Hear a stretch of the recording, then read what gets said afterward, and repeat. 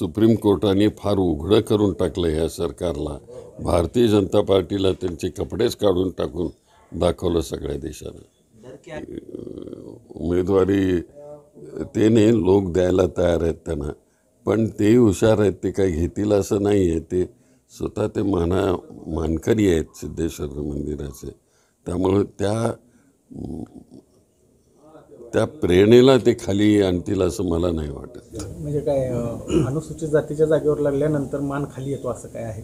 असंच आहे ना, कारण ती अनुसूचित जातीची जागा ही फक्त रिझर्व कास्ट करता असते. आता त्यांच्यात एक जण भोगतोय ते सगळं की खोटं सर्टिफिकेट देऊन, तर तशी ती परिस्थिती करून घेणार नाही आहेत असं माझी.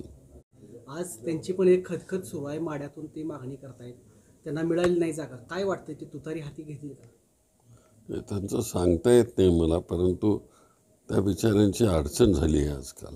नाही, ते शेवटपर्यंत असं ताणून धरतात असा आतापर्यंतचा अनुभव आहे, आणि शेवटी ते त्यांचा विचार ते सांगतात. मग सोलापूरच्या जागेवर त्यांच्या पाठिंब्याची गरज आहे का 2019 बघता? असं त्याने दिला तर ठीक आहे, नाही दिला तरी ठीक आहे.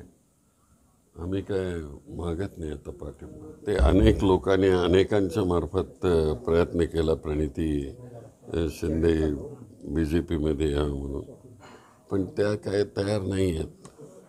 परंतु ती आपल्या पक्षाशी लॉयलिस्ट आहे, आपल्या विचाराशी लॉयलिस्ट आहे, ह्याच्याशिवाय दुसरं काय नाही. त्यांचं आता त्यांच्याबरोबर भलं हो. आणि मी पूर्वीपासूनच ठरवलेलं होतं की आता 83मध्ये तुम्ही आता कॉन्टेस्ट करणं ठीक नाही आहे ना, कारण जी एक स्टेज होती त्या स्टेजपर्यंत आम्ही कॉन्टेस्ट केला. लोकांनी तुम्हाला हाकलून देईपर्यंत उभा राहणं ठीक नाही.